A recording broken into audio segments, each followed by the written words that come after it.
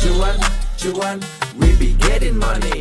Cuan. Oke Mas Bro, sebelum kita lanjut ke videonya, saya share info bahwa grup STS akan open lagi STS rekomendasi dan diskusi bulan Desember 2024, yaitu aktif dari tanggal 1 sampai tanggal 31 Desember.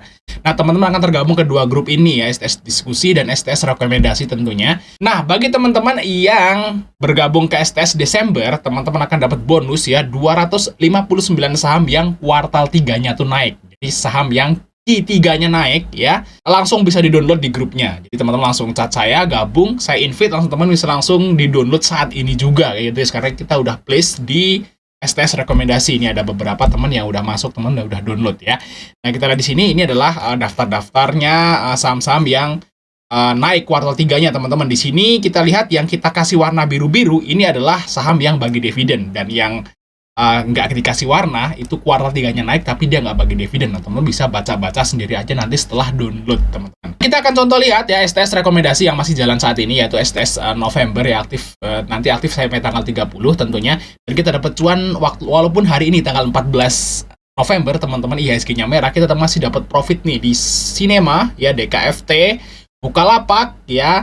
Di sini ada Raja, ya ada DOS, ada MBMA, teman-teman. Ya lumayan ya, waktu IHSG minus hampir 1,5%, kita dapat cuan di 8 saham, teman.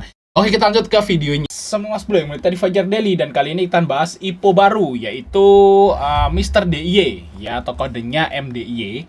Nah, di sini ini adalah IPO jumbo guys ya, sama kayak IPO-nya Adi ya, hampir-hampir mirip. Nilai emisinya itu 4T-an, luar biasa, gede.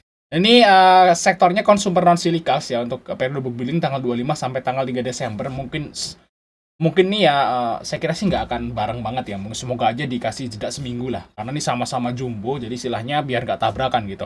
Nah, untuk rentang harga dari 1650 sampai 1870, saham ditawarkan 25. Yes, ya juta lot. Nah, untuk Mr. DIY harusnya hampir semua orang tahu lah. Nah, ini terkenal banget ya, kalau teman-teman beli peralatan rumah tangga ya, beli kosmetik juga ada. Jadi ya apapun dijual guys sama Mr. DIY, dan untuk cabangnya itu di banyak tempat.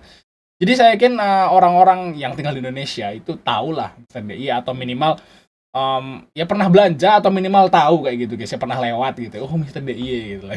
Kayak gitu guys ya. Terkenal kalau ini guys. Ya, kita lihat ya untuk prospektusnya teman-teman. Langsung baca aja prospektus, karena ini agak panjang guys pembahasannya ya. Di UE-nya nih agak panjang teman-teman. Dan kita lihat di sini teman-teman ya, untuk Mr. DIY atau MDIY ini masuk ke papan utama teman-teman ya, masuk papan utama ya, udah jelas ya, 40T nilai emisinya harusnya ya, harus masuk papan utama gitu. 40T, 4T 40T ya, banyak banget ya, market cap-nya guys 40T. Nah, kita lihat untuk UE-nya ada dua, yaitu UE dari CMB Niaga atau kodenya YU, dan CC atau Mandiri Sekuritas. Nah, gimana teman-teman ya historis dari kedua underwriter ini? Dan mungkin aja ini masih ada tambahan, karena ini IPO jumbo, mungkin bisa bareng-bareng ya. Kalau kita lihat kayak IPO Goto ya, IPO-nya sih misalnya yang gede-gede kayak Aman Mineral gitu, UE-nya banyak gitu guys ya. Dan awalnya cuma 1 atau 2, nanti tiba-tiba ada banyak. Dan kemungkinan nanti akan update nih guys untuk UE-nya. Akan ada penambahan seperti itu. Nah, kita bahas aja yang 2 ada dulu ini guys ya. Kita lihat di sini saya udah saya udah istilahnya itu rangkum di sini, karena ini banyak ya. Jadi CC dan YU ini banyak ya nguin saham gitu ya, dan ini udah kita pilih juga teman-teman. Dan teman-teman bisa lihat di sini ya, untuk ini adalah jatahnya teman-teman. Nah, sesuai yang saya bilang tadi, biasanya kalau IPO jumbo itu akan keroyokan. UE-nya tuh keroyokan, teman-teman, bareng-bareng kayak gitu. Nah, contohnya nih di Sinema nih.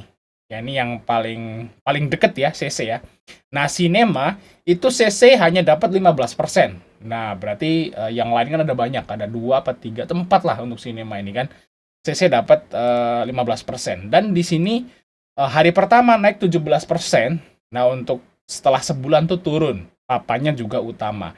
Dan ke teman-teman di sini ya, untuk CC ini semua nguwein papan utama. Jadi kalau CC ini nggak tertarik sama IPO-IPO kroco-kroco ya, yang nilai emisi cuma 80M ya, 100M, itu nggak tertarik si CC ini. Dia tertariknya pada IPO jumbo. Nah, memang duit CC ini yang paling banyak ya. Dan CC ini adalah CC ini adalah sekuritas dengan transaksi terbesar di bursa efek memang. Ya, jadi paling sugih nih CC ini guys ya. Jadi dia hanya ngipoin yang gede-gede doang. Yang receh-receh dia nggak mau teman-teman. Nah dari Cinema sampai RRC ini kan IPO-nya lumayan gede semua. Nah Cinema nih guys ya. Di sini kita lihat ya. Kita contohin di sini. Nah Cinema waktu IPO itu naik sekitaran segini ya. Nah ini 17% teman-teman. 15% ya, naik 15%. Dan di hari kedua masih naik ya, terus turun. Nah, tapi dia 1 bulan berikutnya dia terus turun. Gitu loh maksudnya guys. Bisa dipahami ya, seperti itu ya. Dan kita udah rangkum aja biar nggak kelamaan teman-teman. Nah, untuk aman, ya dia 4% gitu ya. Untuk setelah sebulan dia naik. Papannya juga utama teman-teman. Kita lihat AMMN ya. Kita contohin satu. Nah, itu naik pas waktu IPO. Ya 45% gitu ya, terus habis itu dia terbang. Nah itu guys untuk aman. Dan untuk NCKL ini pas waktu IPO naik 5% ya, selanjutnya tuh turun terus kayak gitu guys. Nah terus PGO pas IPO tuh stuck ya, hijau hijau merah kuning, close-nya kuning kayak gitu guys. Terus untuk kuning itu di harga IPO ya. Terus untuk ini stuck 2 bulan, terus baru dia naik setelah 2 bulan untuk PGO teman-teman. Nah untuk Goto hari pertama naik 12% dan selanjutnya tuh turun. Bahkan sekarang sampai ke berapa tuh? 80 atau 70 guys. Nah, ini jatah-jatahnya ya. Dan kalau kita lihat di sini teman-teman, yang mendominasi si CC itu cuman Aman. Aman dia pegang 55% si CC. Sama Cimori. Nah, Cimori dia pegang 64%. Nah, teman-teman lihat sini, saat CC ini mendominasi jatahnya, jatah underwaternya dia mendominasi gitu ya, jatah sahamnya. Aman ya, naik hari pertama hijau, terus selanjutnya selama sebulan dia terbang. Nah sama kayak Cimori guys, pas waktu hari pertama hijau ini 10%, dan selanjutnya bulan-bulan berikutnya dia terbang kayak gitu guys, kayak gitu ya. Nah semoga aja jatah CC ini yang paling banyak kayak gitu guys. Nah, kalau seperti itu berarti kita bisa ngelihatin contoh dari Cimori ya dan AMMN seperti itu guys. Nah, kalau Bukalapak nih habis arah turun jatah 30%, untuk Arci naik 1% habis itu turun lagi. Nah, ini papan utama. Dan kalau kita lihat di sini teman-teman, nggak ada ada yang arah ya, yaitu CMNT dan Bukalapak. Nah, ini Bukalapak arah dan CMNT arah. Jadi cuma 2 guys yang arah. Teman-teman. Dan kalau Bukalapak habis itu malah turun seperti itu. Nah, untuk YU teman-teman. Dan YU ini yang paling terakhir itu nguin Omet. Nah, dia jatahnya 35%. Hari pertama nyaris arah, tapi di hari-hari berikutnya dia itu turun ya. Kita lihat Omet, teman-teman.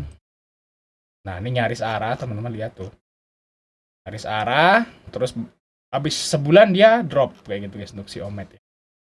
Kayak gitu ya maksudnya teman-teman. Nah terus untuk Aksio ini arah, terus untuk Teladan naik 6% habis itu naik.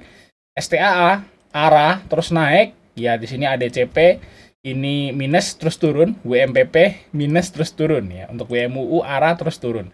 Nah WMUU sama WMPP ini mungkin ketipu sama Tumiana ya, apa sih namanya ya, Tumiana ya kalau nggak salah ya untuk WMPP ya.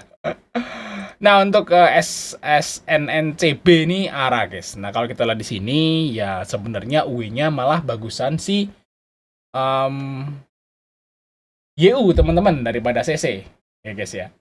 Tapi kalau kita lihat di sini teman-teman ya, untuk kedua UI ini ya, kedua UI ini kalau kita ngomong kalau kita ngomong satu